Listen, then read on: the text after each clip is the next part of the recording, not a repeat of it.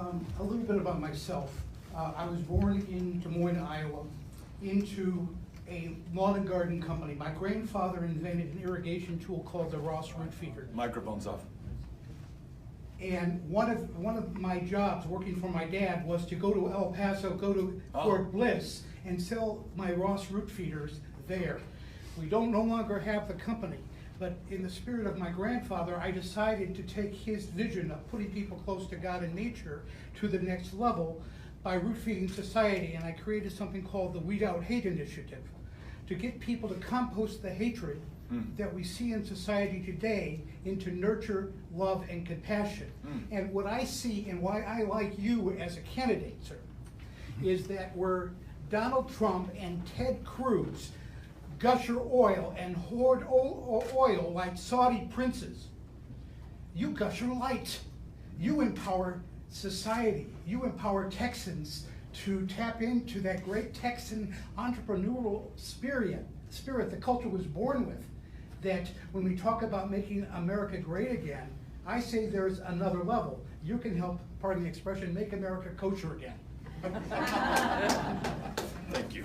Appreciate it. That's really nice. Thank you very much.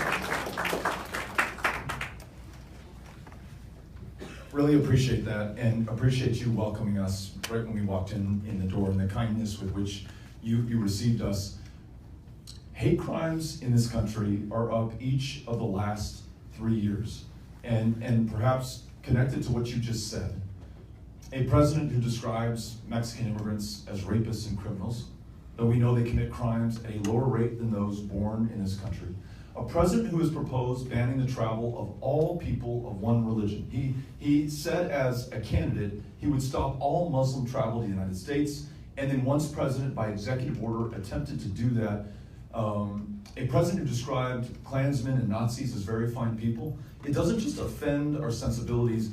If left unchecked, it changes the very character of this country, and it produces policies and practices that are incredibly harmful for people. So, just a couple of examples. On the day that he signed his executive order attempting to halt Muslim travel to the United States, the mosque in Victoria, Texas, in my home state, was literally burned to the ground.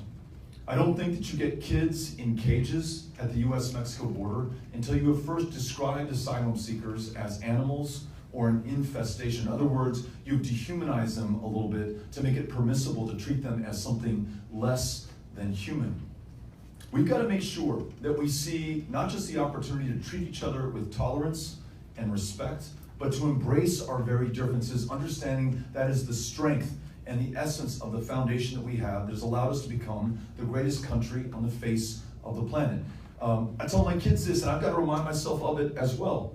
We are the exception, not the rule in world history. Most other nations, for as long as there's been human civilization, have defined themselves by common race or ethnicity or ancestry. We instead decided at the very outset 243 years ago that we are all created equal. And we've got to live up to that promise that we set out. And every day we've got an opportunity to do it in our own lives. And in this campaign and in our administration, we hope to ensure that this country truly lives up to that. So yes, if you cultivate hatred into nurture, into love, you bring out the best in what we have to offer. Absolutely. Thanks. Thanks.